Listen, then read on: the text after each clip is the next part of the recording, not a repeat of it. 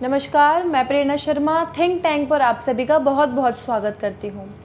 दोस्तों, आज हम बात करने वाले हैं दिल्ली सरकार के सबसे बड़े घोटाले की, 3,500 करोड़ के घोटाले की, उस खेल की जिसमें मनीष सिसोदिया पूरी तरीके से फंसे हुए हैं, अरविंद केजरीवाल फंसे हुए हैं, आम आदमी पार्टी फंसी हुई है। बात करेंगे मनीष सिसोदिया के उन झूठे आरोपों की जिनकी आड़ में मनीष सिसोदिया ने एक इतना लंबा और बड़ा खेल खेला है। अरविंद केजरीवाल ने एक बड़े झूठ को आधार बनाकर उस पर पर्दा डालने की कोशिश करी है। तो आज बात करेंगे इसी घोटाले के बारे में, अरविंद केजरीवाल के और मनीष सिसोदिया की जेल जाने की तैयारी के बारे में। तो शुरुआत करते हैं दिल्ली के सबसे बड़े दारू घोटाले की, जिसके बारे में मैंने पहले भी आपको बताया है, जिसके बारे में 3,500 करोड़ से 4,000 करोड़ तक के घोटाले का अनुमान लगाया जा रहा है। 3,500 करोड़ से 4,000 करोड़ के घोटाले की, और इसीलिए मनीष सिसोदिया और अरविंद केजरीवाल दोनों ही बैकफुट पे आए हैं।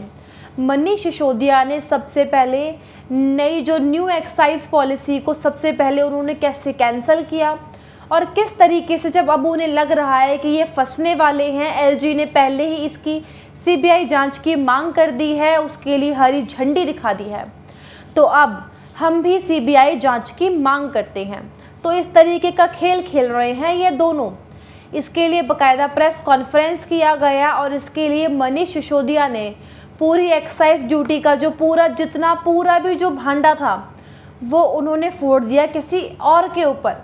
लेकिन वो अपने ही झूठ में बहुत बुरे फंसे, क्योंकि इंसान झूठ बोलता है, आंकड़े झूठ नहीं बोलते। केजरीवाल का फर्जीवाड़ा जिस तरीके से सबके सामने आया है बहुत ही अविश्वसनीय है, और ये आंकड़ों के हिसाब से जो पता चला है उससे साफ पता चलता है कि ये दिल्ली का सबसे बड़ा घोटाला है। सबसे पहले बात करते हैं मनीष सिसोदिया ने एलजी के ऊपर क्या आरोप लगाया है। मनीष सिसोदिया ने बोला कि जो नई एक्साइज ड्यूटी लागू करने की जब बातें हो रही थी, तब इसका ड्राफ्ट तैयार हो रहा था, तो एलजी के पास ये भेजा गया था। एलजी ने इसे मंजूरी तो दे दी, और उसके बाद नई एक्साइज ड्यूटी जो थी वो लागू हो गई। लेकिन आफ्टर 2 डेज एलजी ने यू टर्न ले लिया, और उस यू टर्न के कारण उसके बाद दिल्ली में अनऑथोराइज्ड कॉलोनियों में जो ठेके खोले जाने थे वो नहीं खुल पाए, जिससे कि एक बहुत बड़ा घाटा हुआ दिल्ली सरकार को, राजस्व का घाटा हुआ शराब बेचने से। तो इस तरीके के इल्ज़ाम उन्होंने खुद एलजी पर लगा दिए। तो ये इल्ज़ाम जो हैं ये अपनी अपनी जगह पर हैं, और इनके आंकड़े सबके सामने हैं। तो इन्हीं के आधार पर मनीष सिसोदिया और आम आदमी पार्टी के केजरीवाल के घोटालों का राज खुलने वाला है। तो सबसे पहले आप यहाँ पर देखिए कि आम आदमी पार्टी ने क्या कहा, और उन्होंने क्यों कहा कि अनऑथोराइज्ड कॉलोनियों में शराब के ठेके ना खोले जाने पर से जो कि रेवेन्यू है उसका नुकसान हुआ है। और दूसरी बात उन्होंने बोली कि जो न्यू एक्साइज ड्यूटी है वो एलजी के कहने पर ही लागू की गई थी। लेकिन सबसे पहले यदि देखें तो टारगेट के हिसाब से, रेवेन्यू के हिसाब से और दुकान के खोलने के हिसाब से तब भी अरविंद केजरीवाल और मनीष सिसोदिया के फर्जीवाड़ा सामने आते ही आते हैं। तो अरविंद केजरीवाल और मनीष सिसोदिया ने नई एक्साइज ड्यूटी जो लाने की बात की थी, तो एक लक्ष्य रखा गया था, टारगेट रखा गया था कि पूरी दिल्ली में 849 शराब की दुकानें खुलेंगी। जितनी पहले से थी उसी को ही बनाया गया था, आगे के लिए लक्ष्य बनाया गया था, और दिल्ली को 32 जोनों में डिवाइड किया गया था, और ये सारे वेंडर्स दिए जाने थे ठेकेदारों को। तो इसके लिए घोटाला कब शुरू हुआ इसकी बात तो हम करेंगे ही करेंगे, लेकिन पहले आप टारगेट को देखिए। अब इस टारगेट को देखें। इस टारगेट के लिए जो टेंडर दिया गया उसमें 5 जून तक 650 शराब की दुकानें खुल चुकी थी, और 5 जून से 18 जुलाई के बीचों बीच 176 शराब के ठेके खुले थे। यानी कि कुल बात करें, देखा जाए तो ये पूरा आंकड़ा 826 का होता है। जिसके बाद अरविंद केजरीवाल और मनीष सिसोदिया का जो झूठ सामने आता है कि दिल्ली में जो एक्साइज ड्यूटी से सरकार को नुकसान हुआ है वो सिर्फ इन 23-24 दुकानों के ना खुलने के कारण हुआ है। आखिरकार 23-24 दुकानों से कितना रेवेन्यू आ जाता जिससे 4000 करोड़ के नुकसान की भरपाई हो जाती। ये बहुत ही कॉमन सेंस वाली बात है और ये इतनी बचकानी बात इन्होंने कही है। अब आते हैं अगले झूठ के बारे में और जिससे किस तरीके से कनेक्टिविटी है घोटाले की। अरविंद केजरीवाल और सिसोदिया ने बताया कि हम सीबीआई जांच की मांग करते हैं। सीबीआई जांच की मांग करना इनके लिए कोई नई बात नहीं है क्योंकि ये अक्सर ही ऐसा करते हैं। इससे पहले भी एलजी ने बता दिया है कि न्यू एक्साइज पॉलिसी पर सीबीआई इंक्वायरी होगी। उसके लिए हरी झंडी मिल चुकी है सीबीआई को, जिसके लिए पहले से ही इनपुट तैयार है और दिल्ली के जो मुख्य सचिव हैं उन्होंने लमसम ये बता ही दिया है कि ये जो घोटाला हुआ है जिसके तार जुड़े हुए हैं सीधा सीधा और उनकी लिंक जोड़ने हैं गुनहगारों को बाहर लाने के लिए। तो अरविंद केजरीवाल ने सीबीआई जांच की मांग की है और ये सिर्फ और सिर्फ इस बात के लिए कि एलजी ने पहले मांग कर दी है सीबीआई जांच की, तो उसके बाद हम यही पैंतरा क्यों ना अपनाएं, सीबीआई की मांग करके हम अपने आप को ईमानदार क्यों ना दिखाएं। अब एलजी पर इल्ज़ाम लगाया गया कि एलजी की जो नई शराब नीति लागू की जा रही है उसके लिए जो टेंडर निकाले जा रहे हैं, ठेके निकाले जा रहे हैं, उसमें बड़ा घोटाला होने वाला है। ये एलजी को कैसे पता होता, जबकि वो ये इल्ज़ाम लगा रहे हैं कि जो न्यू एक्साइज ड्यूटी है वो एलजी के कहने पर ही निकाली है। चलो निकाली है, लेकिन घोटाला होगा इसमें तो तुम्हारा हाथ है। हर जोन में डायरेक्ट शराब कंपनियों को ठेका दिया गया।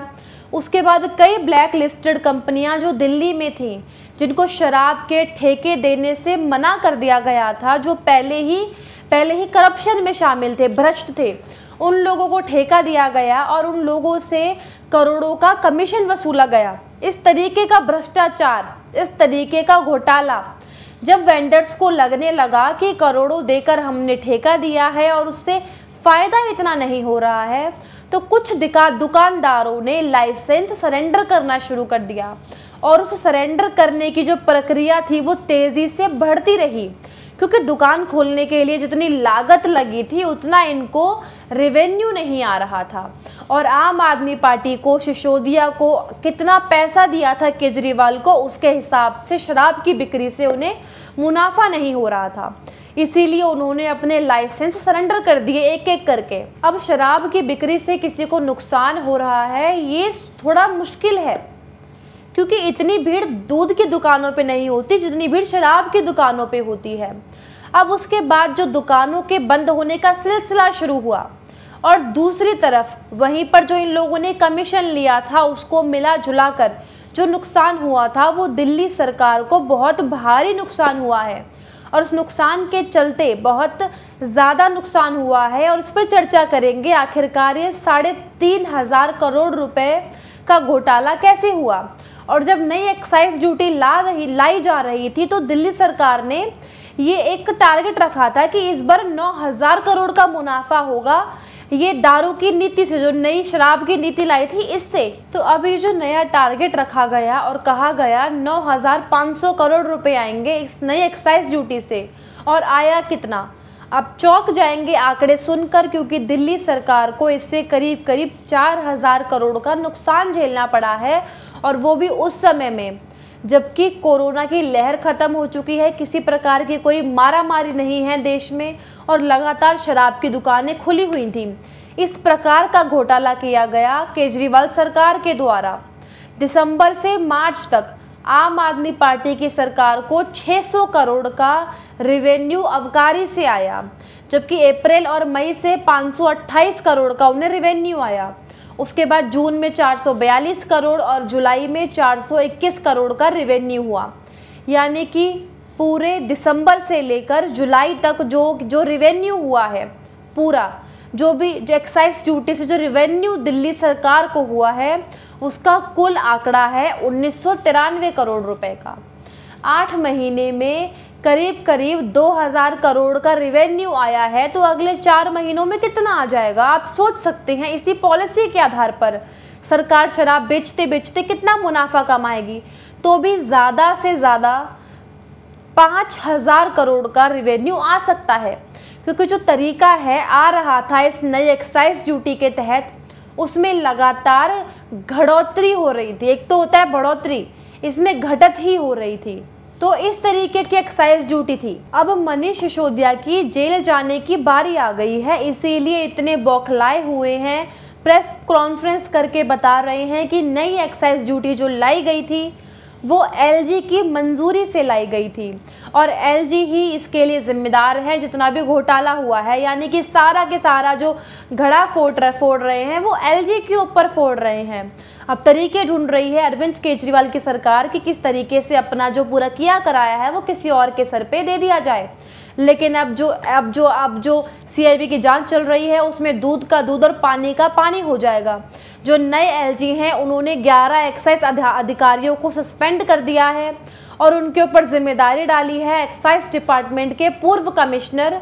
इसमें पूर्व कमिश्नर भी शामिल हैं एक्साइज डिपार्टमेंट के, यानी कि पूरी की पूरी लिस्ट शामिल है। और अरविंद केजरीवाल और मनीष सिसोदिया का जेल जाने की तैयारी में कोई दो राय नहीं है।